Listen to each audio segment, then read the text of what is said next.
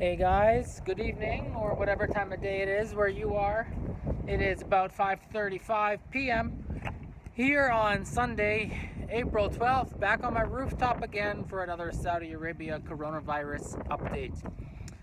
I have the totals and some news stories for you today. So let's get started with the totals.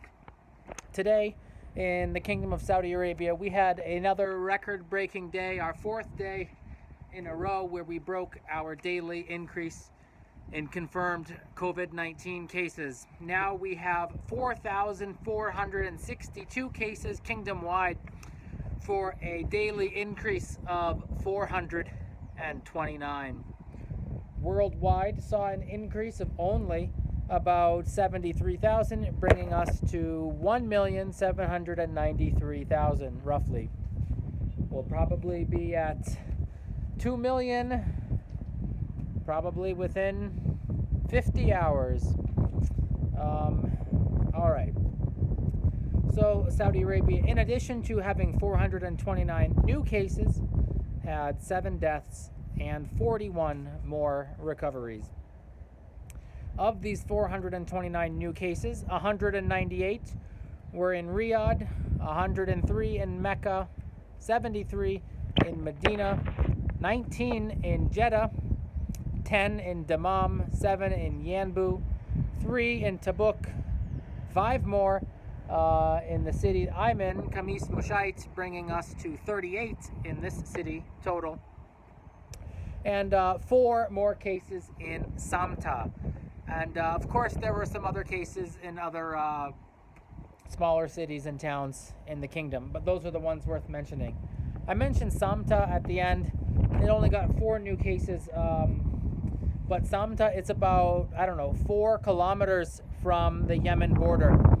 And yesterday, I think it was, might have been 2 days ago, Yemen got its first confirmed case. Now, I'm not sure which government of Yemen confirmed that case. I think it was the American and Saudi-backed one based out of Aden. But if there are no confirmed cases in the Houthi rebel held territory in Yemen, including the capital Sana'a, there is bound to be dozens of cases, probably at least in Houthi-controlled parts of Yemen, because there are several cases. I don't know, about 5 or 6 now at Samta on the border. I think it's 5, and there's no way it hasn't spread one way or another down south. So both governments of Yemen, the people caught in between. It's a very bad time to be a Yemeni person, especially bad. It's always been pretty bad in the last few decades, but now it's been really bad, and it's getting worse, surely. The curfew, which was originally first announced March 23rd, feels like so long ago, that has been extended indefinitely inside Saudi Arabia. And, it's the right move. It's what you got to do to prevent the spread. Too many people are just, not being mindful of the restrictions that there are to prevent further spreading of the disease. Kind of a bad news story. They're all pretty much always all bad when we're talking about COVID-19. My home country of the United States of America bypassed Italy's deaths, so now we are leading the world in total infections per country by a long shot, and now we are leading the world number 1 in coronavirus confirmed deaths. This is all that winning that Trump was talking about. Now America has, as of this very moment, confirmed 20,548 deaths from coronavirus, and Italy has 19,468. I thought I'd give you a quick rundown of all the cities in Saudi Arabia that have 100 or more cases of coronavirus and how many each of them has. Riyadh is leading by a long shot with 1,304 cases. Mecca, second place, 955. Medina with 666. Jeddah with 600 exactly. Dammam with 190, and Qatif with 189. No other cities or towns in Saudi Arabia have confirmed more than 100 cases of coronavirus, of COVID-19, I should say. There are many coronaviruses. Another little small news story. I guess this is a happy one. 219 Saudi citizens have returned to Dammam on a plane from KL, Kuala Lumpur, the capital of Malaysia. All right, and I got another email from the American Embassy telling me about 3 more flights leaving Saudi Arabia this week, and where they're flying from, and to. I doubt that most of my viewers are Americans, but you know, it's just good to get it out there. There's a flight on Tuesday, April 14th, that is 2 days from now, going from Jeddah to JFK Airport in New York City. All the previous evac flights, I believe, went right to Washington, D.C. Dulles Airport. And then on Friday, April 17th, there's a flight out of Riyadh going to JFK again, and a flight on the same day going from Jeddah to D.C. Now, this time they didn't list the prices of those planes. You'd have to contact Saudi Airlines to find that out. I'm still going to be here for probably 4 or 5 weeks more. Probably 5 weeks, or just under 5 weeks, about a month. And there's a little bit of worry or question, I guess, uncertainty about how I'm going to be able to get to Jeddah to get my evacuation flight out when the time comes. And there is a system that is being announced. I don't think it's out yet at this very moment, but I expect it in a few days. Basically, it's a way that expats like myself, migrant workers, if you prefer, can register with the Saudi government to basically get on a plane out of the kingdom if your contract is coming to an end. I suspect that there are lots and lots of teachers throughout the kingdom, mostly probably not here in Aseer region, but in Riyadh, Jeddah, Dammam, even some of the more major cities, but also you know, Bisha, Tabuk, Arar. You know, there are plenty of Pakistani teachers, Egyptians, Jordanians, definitely, Indians, surely, in the kingdom who might want to be going back to their home countries. If I were them, I would not, probably, unless they have special circumstances.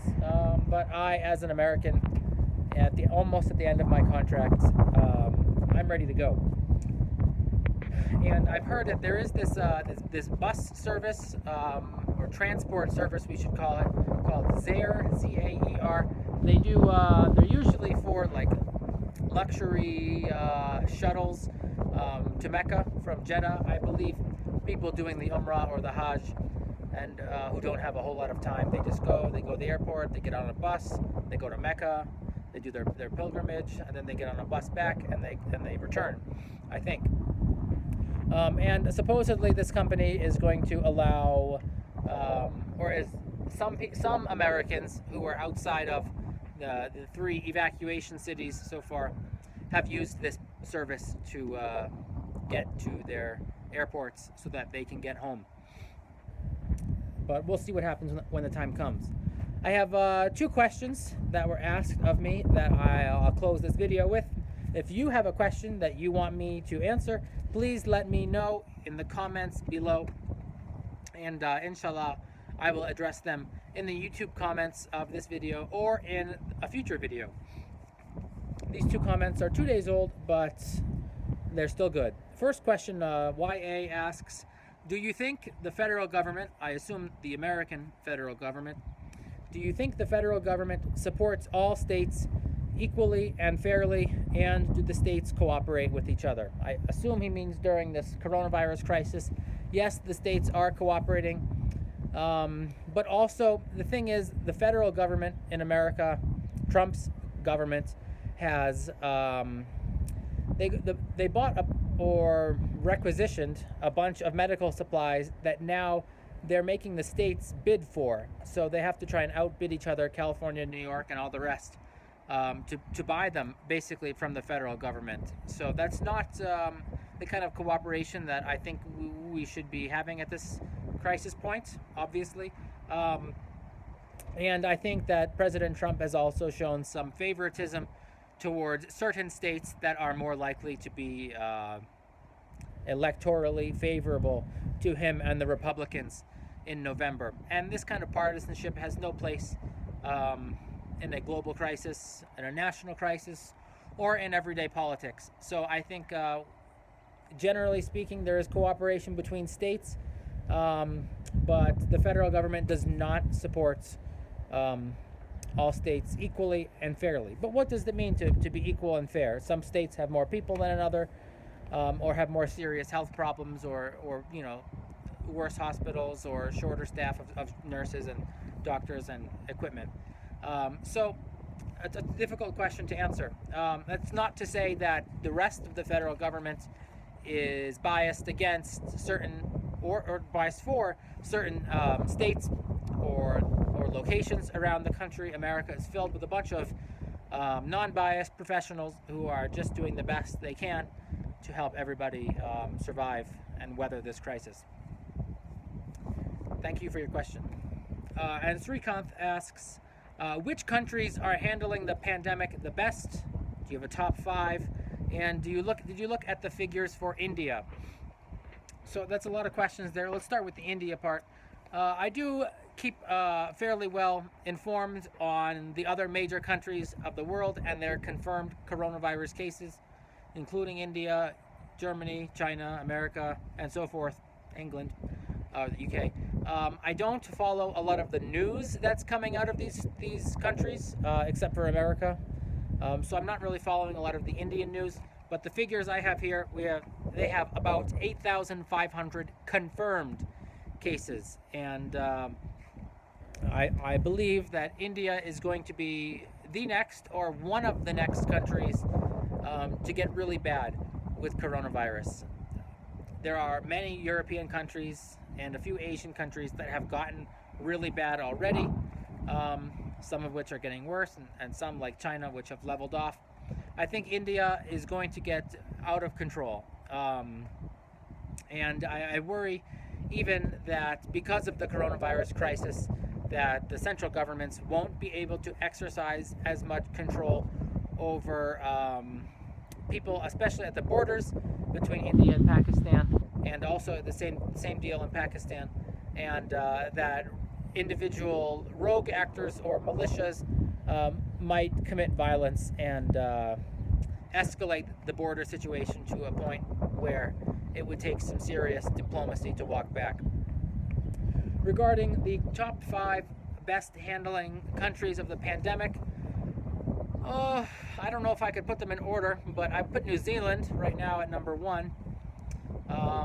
South Korea, which was originally pretty slow to respond, has now seemed to have done a great job. Actually, I probably put them in the top 5 too, strangely enough. A lot of people would disagree with that, but that's how it is in my opinion. I don't know if I could list a bunch of other top well-performing countries, because many of them are not doing well. I could give you a top 5 worst, or bottom 5. We can say, I'd say America is doing really poorly. I would say China really mishandled this coronavirus crisis when it first happened. They did, they did. There were a lot of human rights abuses and authoritarian overreach that they employed to bring the virus the levels down, if you believe their figures. I wouldn't say that they handled it quite poorly at the beginning, and they really stepped up towards the middle. Other poorly handling countries,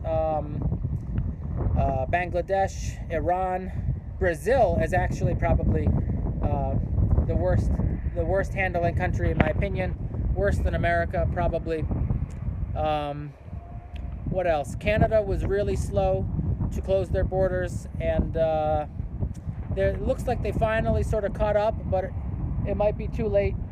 And of course Italy, Germany, France, and especially Spain, and the Netherlands, and the United Kingdom. United Kingdom did a really bad job at the beginning. A lot of those European countries did not do a very good job. Russia did not do a good job either, suppressing a lot of information and basically hiding figures. So basically, a lot of countries are not doing well, as far as I know. I don't follow a lot of smaller countries, so it's possible Switzerland or Singapore or Paraguay or Swaziland has handled it well. I know Tanzania has not handled it well. The president there, John Magufuli, has done a really bad job obscuring data, hiding figures, refusing testing, and refusing to publicize the official test results. So that's another place that's not doing a good job, I should say. Almost all the countries in the world are not doing an amazing job confronting this pandemic. Saudi Arabia is definitely in I would say, the top 20% of countries that are handling this responsibly and aggressively. But we'll see. We're still early in this pandemic. This is still, we're at, I don't know, the end of the first act of this pandemic, and it's going to be a 4 or 5 or 6 act play, and it doesn't have a happy ending. People are talking about this coronavirus coming in waves, that it could be August, September, where America really gets bad. I don't know if I believe that. It's going to just continue to get worse, I think, in almost everywhere around the world, especially as summer rolls around and people want to get outside and they just can't stay cooped up in their small apartments forever. So on that happy note, it's time to end this episode. Thanks for watching, guys. Like, subscribe. If you want to get updates, alerts, I should say, every time that a video is posted, you can just click that bell icon right over there, and you'll get a little email or alert. I don't know exactly what it looks like. I don't click that bell for any YouTubers, so I don't expect you to for me. But thanks for watching, guys, and read the description if you want to see a map that tracks the cases in Saudi Arabia city by city. So thanks, everybody.